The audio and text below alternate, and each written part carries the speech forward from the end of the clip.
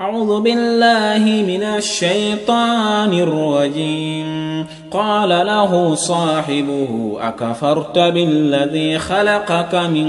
تراب ثم من نطفة ثم سواك رجلا كفل المؤمنين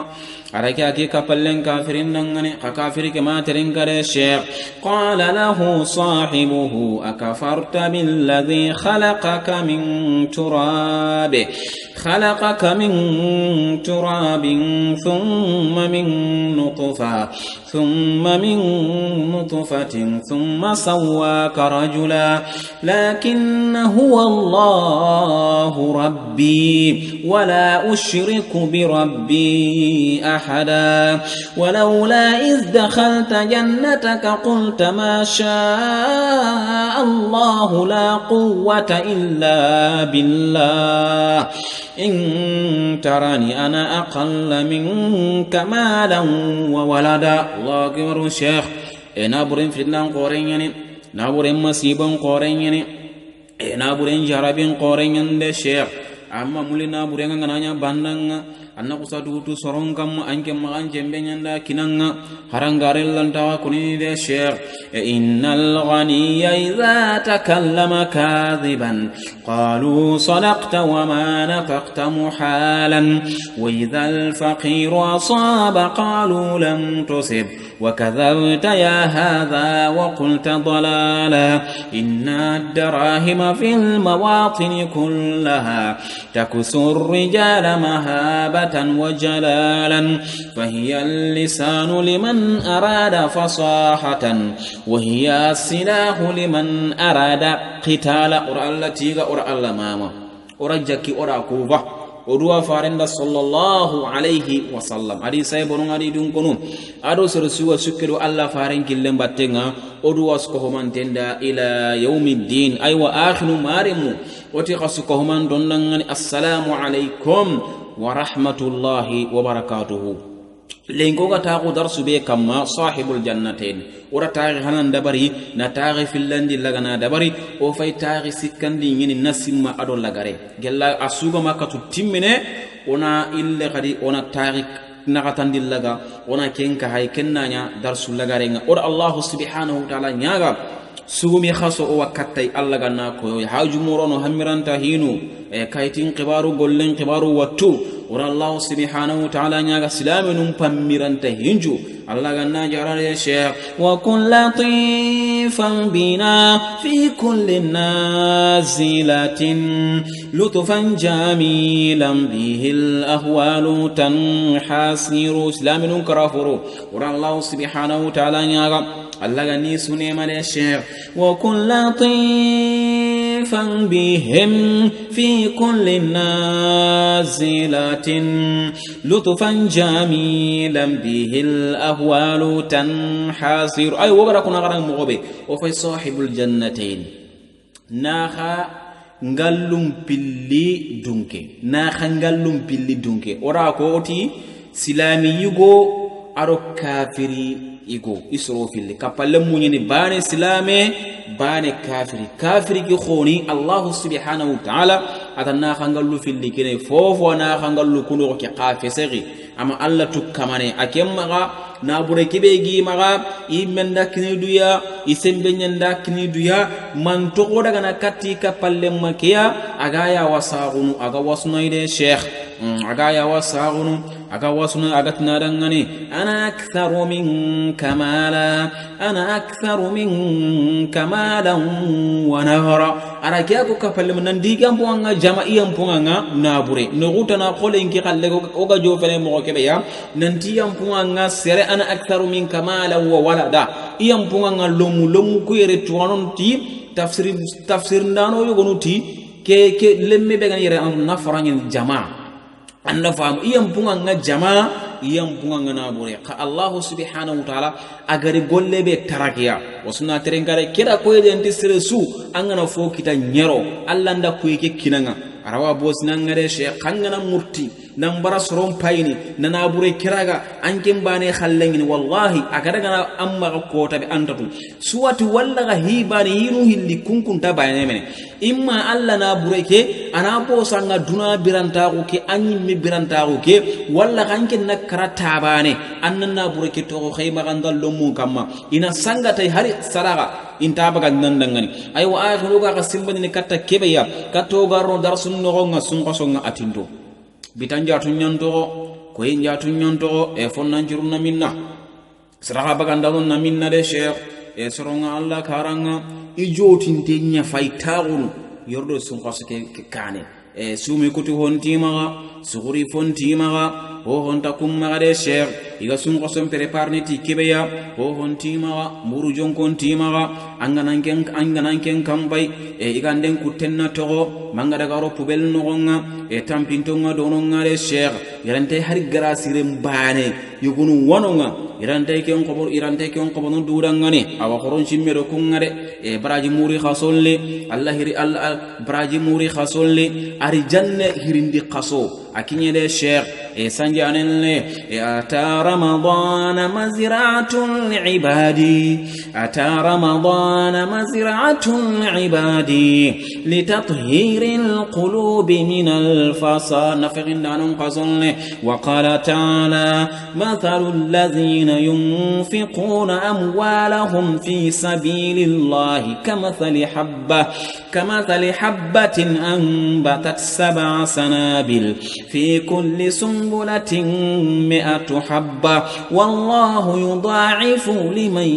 يشاء والله واسع عليم أي وسرقان قل غروب نكو كما كتانك كيلمو نينتيني سرسو أنغال لوي ديما نينا تامبينتون ديما كنتو نيميو كما ماليكي إغارا ينقاندي kenken nani malanaga huwanga ngatarno kontu keno gonga anna rondi kuro ga katunu sronde mana mo kebeya sun qaso ke khibarenga sere su hubega non tonganga naam kuyugo sro filli ken ko ta darsunga darsu dangin denga o ga kempeno go kebeya kenniya kafiri ke agaro zar dengal le keno go keya agara gari zar dengal lu kuro go keya ati ikenta simmana kenema ku zar dengal lu iwanyemene ati hari gana nyeme ikigana daga lahara kota iwa honyi nino nga hube gam pasu ido kuzarde ngallo akenta higala agara kutika muko kapalle make mu'min ke islame ke arajabi way gilino nyallen kire sheikh islame ke arajabi diga mu kubenu o fay kunya konnore wa qala ta'ala qala lahu sahibuhu akafarta billadhi khalaqaka min turabin thumma min nutfa thumma sawwaka rajula mu'min kiti kapalle make da kafiri parce que kafiri kira kuni diga mun no gonga nan ji laghara ko tanyi me ike masare nan da war o watni laghara de o kana kara o lina de allah subhanahu wa ta'ala anasre stugati gollum atike masako kenyi mangot keni kafira on diga menyeni donc mu'mini ke ara waju atara ngani qala lahu sahibuhu akapalle maketa dangani mu'mini ke kenta dangani kafiri ke dangan akafarta billazi yaran ke ngan kafira on tis honyeni فوكي خلقك من تراب أجران تجا بكا دورينا هذا مرة من لسرين تجا بكا منيا دورين أوفا بآدم أتجا بكا منيا دورين كتان كي أكو كتو أوري تجا بكا منيا منينا ثم من نطفة ساجل تجا بكا منيا إللي منينا أنا فاهم ثم سواك رجلا ساجي الله سبحانه وتعالى كين كمان لنا لن يروندي نني يقول تيمان دينا أنكين كافر أونتي كين كمان يعني arasimani do Allah subhanahu wa ta'ala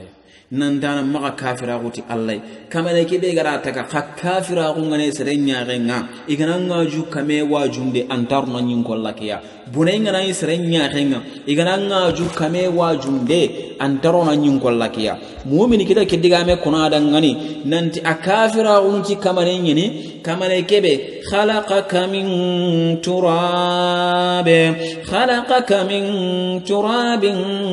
thumma min nutfa ثم سواك رجلا أي خاطرني لكن هو الله ربي ولا أشرك بربي أحد أتخا أجنتا إكي كمني اللاني inta fillandi kappi ikamanga mu'min kida kudiga muko nanti kenda fillandi kappi kamanga de ike kamanni Allah ni inta fillandi kappai après mu'min kita dangani khari walaula iz dakhalta jannataka qulta ma sha Allah la quwwata illa billah atadangani dimma kebe angaru anzar dengalle keno gonga anna khangallu kuno gonga ifille no gonga anganti ma sha Allah sembenta kamane suya agantati Allah anganna kessefo ko kyampa sandangani anga wasundan jefen gonno anganna kessefo ko kyampa sandanganga tini kedangani intarani ana aqalla min kamalan wa walada anga tini kedangana angi ke walla nanti kyampunga ngana bure nyampunga ngalemu nyampunga jamaya anganna Allah sefento gonko nanti ma sha Allah la quwwata illa billah sembenta ado herenta komedangani akandati Allah ti kyampa sandangane sheikh dimma ke bangaro zarde ngalle keno gonga e khanke ma keko anke nyi wasuningeya annamugo in tarani ana aqalla minka malan wa walada kenyam pasandangangi ke walla nanti ana aqalla minka malin kallo ontanga malan gelina bure wa walada arul lemme Allah akbaru sheikh aro jamaya kafiri kenyo kusifa konno akengarina hangal lukuno gonga amatina Allah tiga amati ke kuyibe kundu igara kita agiri Allah subhanahu wa ta'ala ne akemma kengore sheikh akenda dundira unya da bari nan kawadu ya akemma ga imme sembe nyanda kinudu ya akemma ga imme to agunya nda kinudu ya de sheikh kapalle mu'min ke awa wasunu kenga nan dange nan dawuno ngare jama be nke haytan na du hay jama be gari nke battenga bannanga daga no gosuya jama nya na da battenga wallahi ken ko tanda tringa emission yego ya sere yego karanga tuwana imi hete khara sefe sire ngene atille nki kiyenga tuwana ngani sere kebe ankara ko chunqa amma ken ke soro kuna ngama nyara ngana tuwana nga ankara kharisunu ngamma qati haris rebe angana kabe kitabe atanga miskina nyaga nga anke surokutu wana hetange ngamanga surokutu wana ngani sere kebe ya kenni ya serebe ga qaratu wa ngama kani yugono ganate sheikh hakuma ga goli ko ma golo sikiti minna lemena mbucunu nyano ya angana tannan ta hodi suro ko kinanga kengala garni antela haranga na junga antela garni o golli ne o ona bire o yimmi halalenga kenya pasudo sheikh o kuna kenya kono lemene sudangal korongoli nya ombire o yimme khalsin kamma wandi khallu ko ngana tan nambire ti kunyeni amma mo limmi alla khallake alla nda konore parce que ampe hadu menia e pendela garni suni ngen khalle kengala garni igna jo pandanga taaganda ngantala garni an khallende bart alla itan dawa ki banga da barni maga musumundu sere musumundu Allah subhanahu wa ta'ala arjanna mudu tayde sheikh naam kundu nyani anda famu akenyi wasuna ma Allah tiga amati gigri Allah ni akafira wuti Allah ni ati lagara ko tantarni e goro kenabure be ge maga kuzarde nganu filli intatelle idumeni maga hari gana daga lagara ko tanga gilli ati gilli lagara ko tanga na de e ke o foki ta lagara akam pasuko filne ya de sheikh ketanke mu'mini nga araji kengutu katay to ano yogo nati yere ada langa حرصون دولو درسون باتنga فعسى ربي أن يؤتيني خيرا من جنتك ويرسل عليها حسبانا فعسى ربي كانوا قد السريب أندو ألا نغانتين تنغناني والله كومندي كمان نغالي نغناني أنغنات يا ربي كين كمان يفتي أغان تنجابني والله ننجابني كمومني فايق afagara kutiga muko alla rajabi atifa asa rabbi atamira wayana iki kamanga an yu'tiyani ana kinindi kiya khairan gelli khairiya min jannatika hube gam pasu andu kuzir dangalwe iki kamanna khairi kiniya ana jamu kiniya jamu kebe khairi kebe agam pasu andu kuna khangallu filiya lew agana ken khairi kini kiya anken do kuna khangallu o yursila alaiha husbanan ay al'adhabu ana yangan kata lagani khay anna khangalu ko kamma yangan kata kebe minas sama aka gilli kamungen yangan kata kebe ga Allah subhanahu wa ta'ala ana khancene anna khangalu ko haqqin banen to sangati yangan kata yangan kata ngana yanka kafir kena khangalu ko sasa kunu irawana khangalu ko bunondi ni ketanke sorobe no ana dingira gabe bononi kamumini ke yere ada Allah nyaga nanti Allah subhanahu wa ta'ala nan yangan kata nyi yankandi bakka kamunga yangan kata kebe kay centengani tike kafiri bane yang halakiyen dangani ana hangallu ko gurje dangani ananda jofele sirata mal sokalle e pianya kunnun qani ha kiani andu Allah na angana Allah khoson tanga wallahi angana Allah nyaga awanyi minin fatusbiha sa'idan salaqa kem palle anna khangalu kufil fatusbiha ina suguba walla ina lagari sa'idan sayinzura zalaqa sayinjura kebe zalaqa asla qingani ho salaqa ko mangana sigere direta anna sa deni anna genu anay fofon daga nyino asuna burugel lew asuna nya kaman kullen ati kama lawa kenyare ana yangan katan kai katanna gangallu ku yangan kata kebe aga gilli kamunga aga na gangallu ku bane kotti aragana agi halakini aw yusbiha ma'uha ghawra walla hanna gangalleke aji paskoti na gangalleke jinyi sakana gangallu kuno gonga anna gangallu ku filli jinna lagari anda famde ijinna lagari ghawra tumbi foya ni nyengure ay fil tumbi fo isuna tumbi inaro nyengure antaka jikitana Allah ntaka hoho dabarni semben taka nyinanga angat nanna kinjira kadi anna munduna kita Allah ntaka hoho dabarni Allah akbar usha mu'minin diga munjabi ke mu'mini agar Allah nyaga kebeya Allah subhanahu wa ta'ala ara jabile sheikh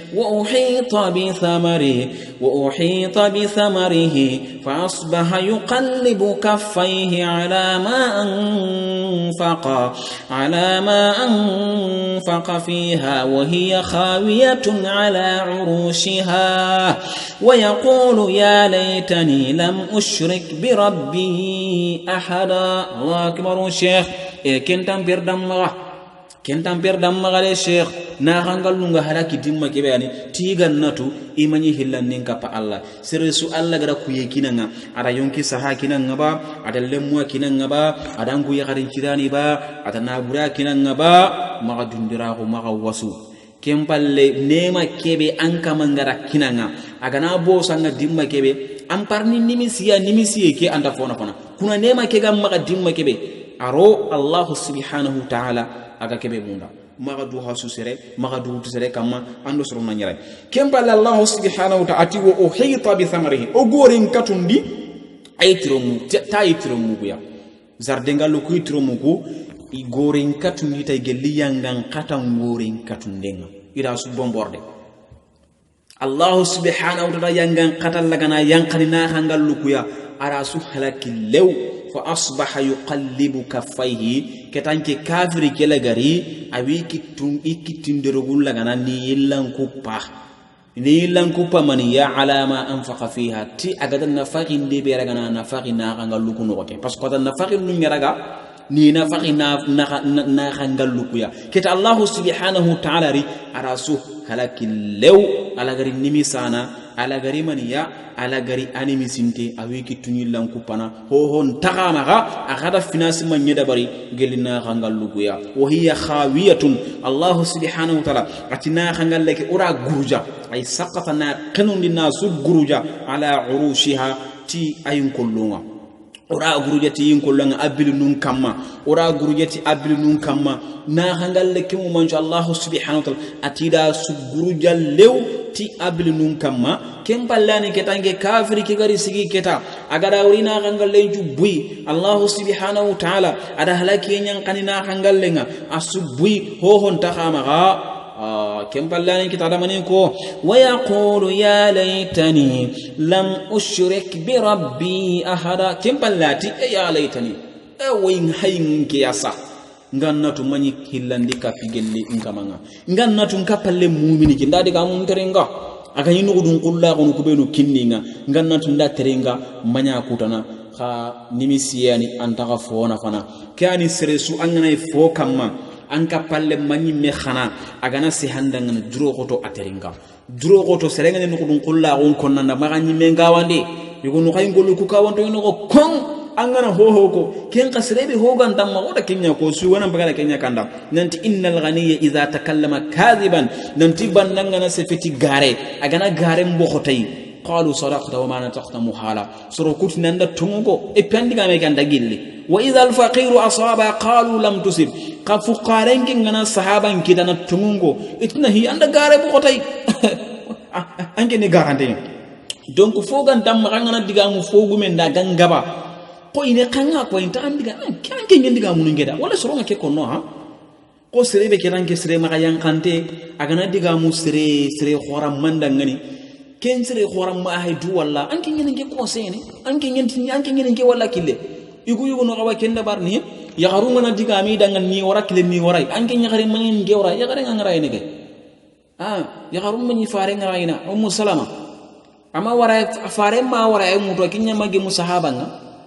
wa ya gare ma sere makati nan dina ya gara wuro iga wa sere ngana wara sere ko anda kinya wutu makabara awadam bi ampi balla ya gare ngira sere walla ga sere ban ne guntenge akhalle ka hayana sahaba ngame dun kono kunju famu fo gana maga soron teringa fo gana maga duma yankandi kem palan nam maga nyako qarun annam maga nyako ke kafiri na ganga lu filimu manya nyamaga isufa kan itremme ngene teppu jinkan ca kano gonga ay trum mu ko ganta nakasini sine su itrum mu ko haqqebe bagani fo gama ka hay fonta bakay khadim ma baga kafira guti alla ne manga agara simma yike tuwa ko nyanda kniduya kapalle mu'mini ngara waju gama teringa ahalla nyamaniya Allah subhanahu wa ta'ala ara yangan kata nyankanda kama anara kangal lunjuroga adi su halaki lew fofo ndaka maka akite nduronto ala garada ngamaniya ala garada nganimisiye aro buturam bui duro